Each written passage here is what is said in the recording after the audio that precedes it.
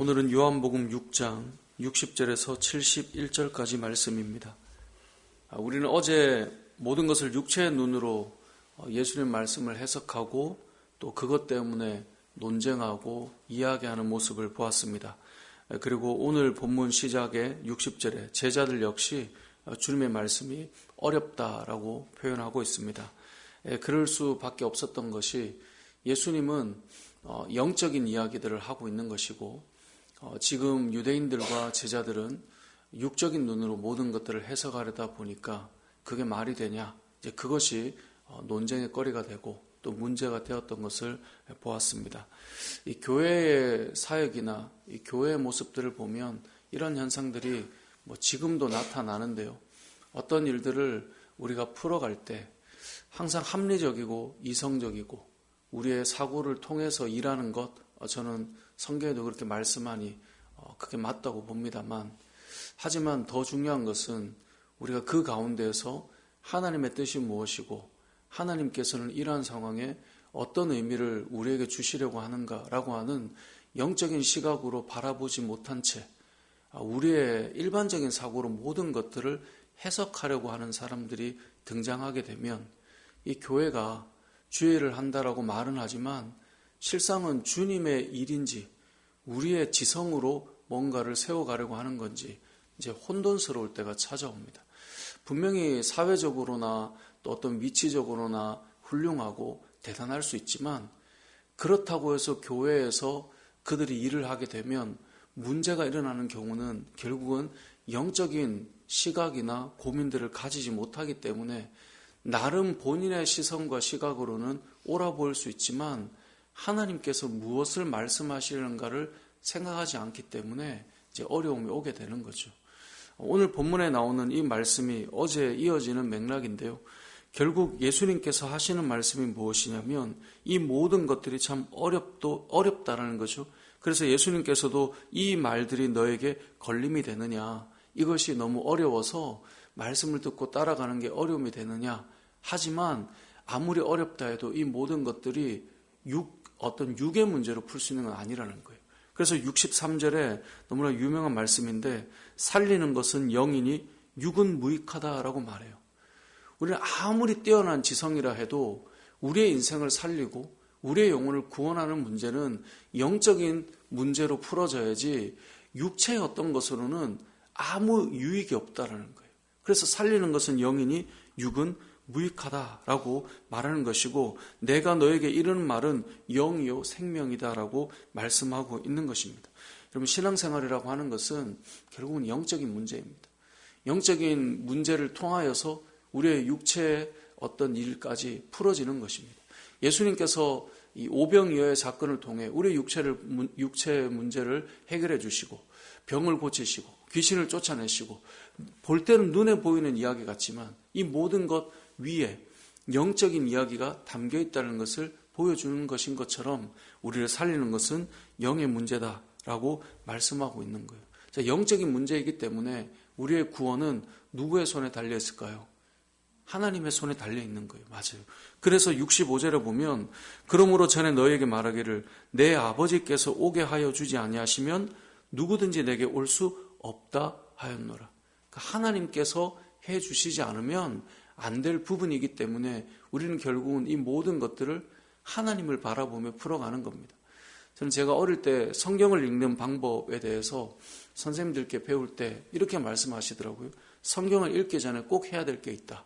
그게 뭐냐면 이 성경의 저자가 성령 하나님이시기 때문에, 왜냐하면 사람이 쓴 것 같지만 성령의 감동으로 그 사람들을 통해 기록한 거기 때문에 성경의 저자는 성령 하나님이시다. 그렇기 때문에 성령 하나님께 이 말씀을 읽을 때 깨달을 수 있게 해달라고 반드시 기도해야 된다.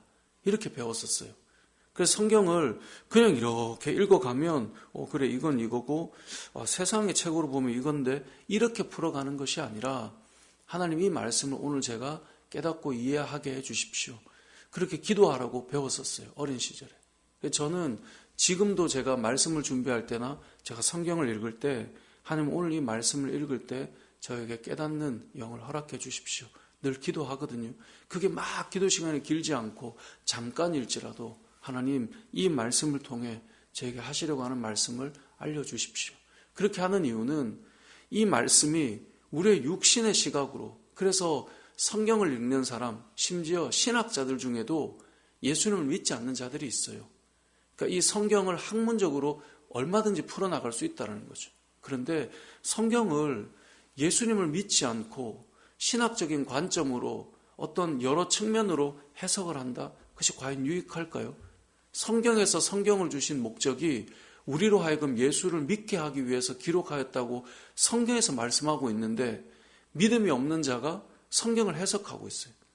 그런 일들이 교회 안에도 믿음이 없는 자가 교회 일을 이야기하기 시작하고 믿음이 없는 자가 어떤 이 영적인 이야기들을 자신의 지성으로만 생각을 하면 결국은 하나님께서 말씀하시는 것을 듣지 못하는 거죠. 구원의 영역이나 교회의 사역이나 모든 것들이 그렇다는 겁니다. 그래서 오늘 본문에서 우리가 기억할 것은 살리는 것은 영이고 아버지께서 오게 하여 주지 않으면 누구든지 올 수 없기 때문에 우리 역시 구원의 영역부터 시작하여 말씀을 읽고 깨닫고 은혜를 받고 이것을 위해 하나님 앞에 구하는 거예요. 하나님, 저에게 은혜를 주십시오. 말씀을 읽을 때 깨닫게 해주십시오. 구원의 영역에 아직 제가 보이지 않는 것들을 보게 해주십시오. 겸손하게 구하고 나아가는 것이 필요합니다. 이런 기도가 없이 처음에는 좀 성경이 이런 게 있네. 결국 지나보면 성경으로는 채워져 있지만 하나님의 그 뜻은 분별하지 못할 수 있다는 거죠. 자, 그래서 주님께서 살리는 것은 영이다. 성령께서 결국 역사하시는 일이 필요하다라고 말씀을 주셨는데, 아니 이렇게 말씀을 주시면 많은 자들이 이거구나. 우리는 떡만 쫓아다녔는데 이거였구나 라고 생각할 법한데, 오늘 이 새로운 단락 66절에 보면 그때부터라고 돼 있죠. 이런 말씀을 영적인 문제로 이야기를 듣는 순간 그때부터 그의 제자 중에서 많은 사람이 어떻게 돼요? 떠났다라고 말씀해요. 그리고 주님과 함께 하지 않았다라고 말해요. 분명히 병 고치고 오병이어의 사건이 있고 막 이럴 때는 엄청나게 따라다니고 예수님을 찾아 강을 건너 배를 타고 주님을 만나고 찾으러 다니고 했던 사람들이었는데 그 열정이 생명의 말씀과 영적인 이야기가 접근되자 갑자기 떠나가기 시작해요. 많은 자들이 떠나갔습니다. 주님과 함께하지 않았습니다. 그냥 떡만 주면 되고 병만 고치면 되지 무슨 영적인 이야기냐, 내 지성으로 충분히 다 살아갈 수 있는데 라고 하는 사람들이었단 말이에요. 그래서 이들이 다 떠나갈 때 예수님께서 12 제자에게도 질문하셨습니다. 너희도 가려느냐? 너희도 떠나겠느냐? 그때 베드로가 했던 말이 이거죠. 영생의 말씀이 주께 있사오니 우리가 누구에게로 가오리이까? 결국 믿음의 삶을 살아가는 사람들의 그 믿음의 여정은 영생의 말씀, 생명의 말씀, 영적인 은혜, 하나님을 경험함, 이런 것이 우리를 따라가게 만드는 것이지, 순간 주어지는 떡이, 순간 우리에게 역사해 주는 그런 표적이 우리를 붙들어 주지 못함을 보여주는 거죠. 영생의 말씀이 있다는 것을 깨달았을 때 이 길을 가게 된다는 것을 보여주고 있습니다. 자, 그렇게 12 제자들이 남아있는데 놀랍게도 오늘 본문은 그 중에 한 사람은 영적으로 아버지로부터 난 자가 아닌 자도 있었다라는 것을 보여주고 있어요. 그가 우리가 너무나 잘 아는 가룟 유다이죠. 그래서 오늘 본문에는 12 제자로 살아가는 자들 중에도 또 열심히 살아가는 것 같지만 결국은 그 안에 하나님을 만나고 따라가지 않는, 하지만 열심히 예수님의 그 12 제자 그룹에 들어있는 사람이 포함되어 있다는 것을 우리에게 알려주며 우리에게 경각심을 일깨워주는 거예요. 이 말씀이 그럼 나도 가룟 유다? 이렇게 두려움의 말이 아니라 우리 스스로가 영적으로 하나님 앞에 깨어있지 않은 채 교회에서 핵심 그룹도 될 수 있고, 우리가 가룟 유다와 같이 가장 중요한 어떤 역할들을 하며 감당할 수도 있다는 것을 기억하고 우리가 더욱 하나님의 음성을 듣고 하나님의 뜻을 구하고 영적인 온전한 삶을 살아갈 수 있도록 우리가 우리 자신을 살펴야 할 것이다 라는 것을 생각해야 된다는 것이죠.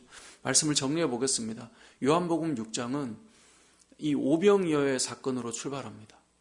그리고 이스라엘 백성은 만나라고 하는 광야의 사건을 기억했지만 예수님께서는 더 나아가 생명의 떡이 무엇인가를 이 사건을 통해 말씀해 주시고 결론은 어떻게 끝이 나냐면 이것은 너의 육신의 눈으로 푸는 것이 아니라 영적인 문제로 바라보아야 된다는 것이고 우리를 살리는 것은 영이고 이 모든 것은 아버지께로부터 나는 것이다 라고 말씀하셨기 때문에 우리 역시 하나님께로부터 오는 은혜라는 사실을 기억하고 아버지를 바라보고 오늘 하루도 하나님을 바라보는 시선, 하나님께서 우리에게 주시는 은혜, 우리 공동체를 향한 하나님의 계획하심, 이 모든 것들을 아버지의 그 원하시는 뜻의 관점으로 바라보고 또 함께 걸어가고 우리의 믿음의 삶을 열어갈 수 있는 저와 여러분의 삶이 되시길 주님의 이름으로 축복합니다. 아멘.